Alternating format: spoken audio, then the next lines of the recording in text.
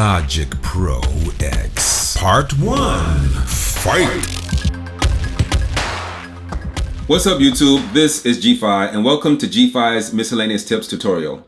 In this tutorial, I'm going to do a Logic Pro 9 to Logic Pro 10, or should I say Logic Pro X comparison to show you how to get to some of the basic functions that I use when I do my video sound editing or my music production. This is going to be a two-part video, and this is part 1 of that video. So let's check it out.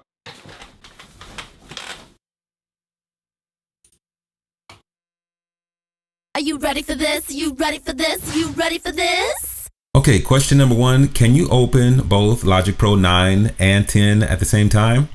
And the answer to that question is yes. So here I have Logic 9 open and Logic 10. You can open them both at the same time. But the only thing is that beware if for whatever reason you should decide to open both at the same time. Whatever instrument you have selected on one of them, let's say for example, here I have, I don't know, a bass selected on this one in Logic 10, but in Logic 9, I have tremolophone. Well, it's going to play both instruments at the same time when you press the a key on your keyboard or your MIDI note controller. So just be aware of that. Second thing I want to talk about, track volume versus the green light indicator. So in Logic 9, when you play a song, you'll see over here the volume of that track play. So if this track is selected, even if it's not selected, it's going to play this volume. So there's a remake that I was working on called Harmonic Elegance. And if you haven't checked out the video, check out this video. And it's a really cool video.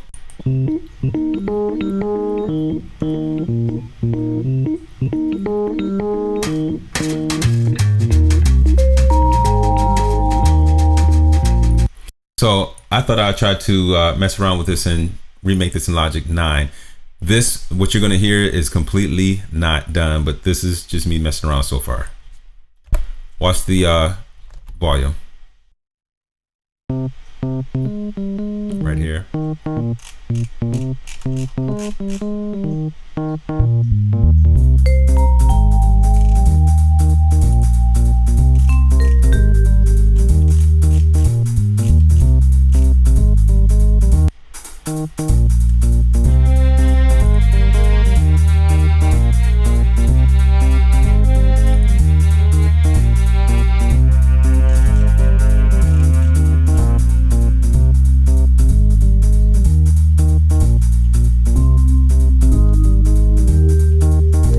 Okay, over to Logic 10. This is a song of mine that I'm working on.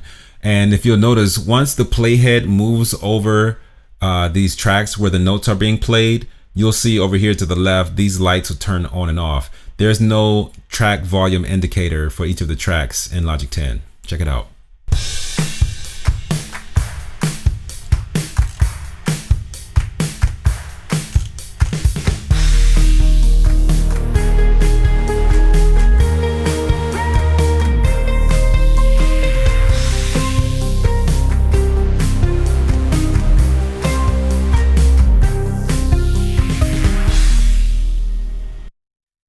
In Logic Pro 9, in order to bring up the mixer, that's still the same. So if you press X in 9, it's still the same in 10. Okay, press X, it'll bring up the mixer. So that's the same. Next, to create new tracks. In Logic 9, the ways that I usually created a new track was either to click here on track and go to new track. That's one way you can do it. And another way that you can do it is by clicking on this plus symbol. You have these options: audio, software, instrument, and external MIDI. Now in Logic 10, it's still the same. You can click here, audio, software, instrument, external MIDI. You have 2 more options though: guitar, bass, and drummer. All right.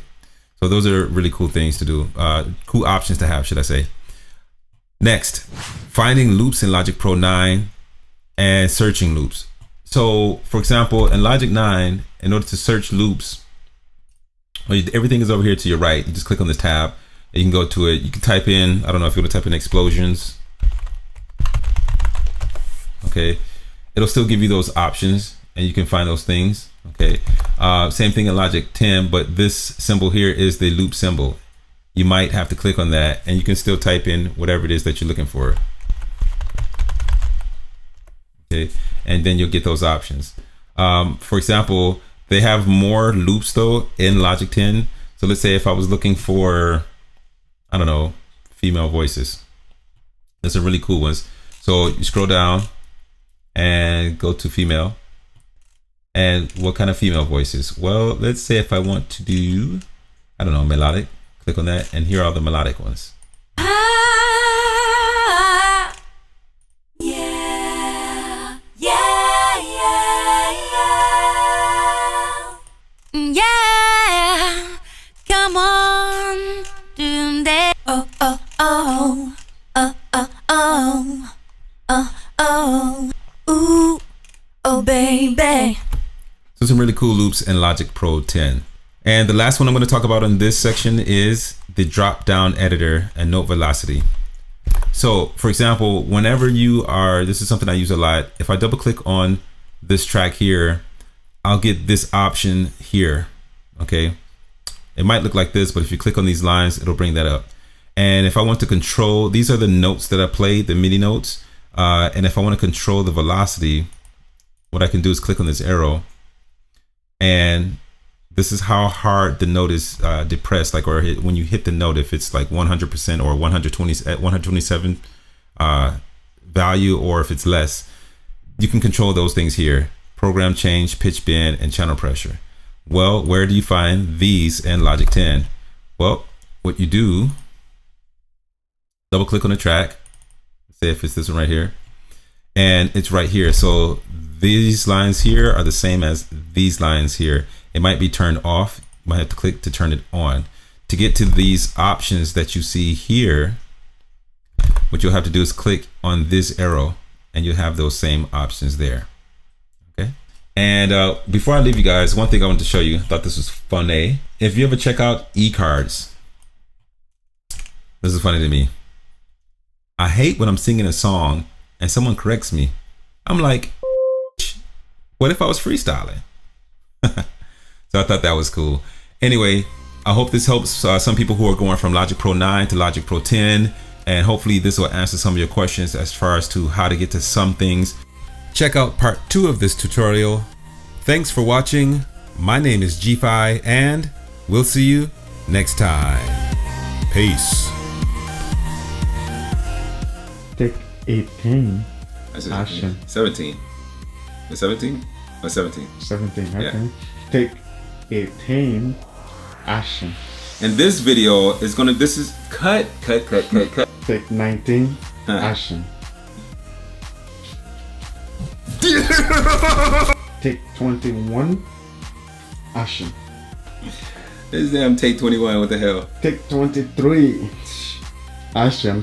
Hola, y gracias por, no, I'm just kidding, here we go, 23. Yeah. Take 24.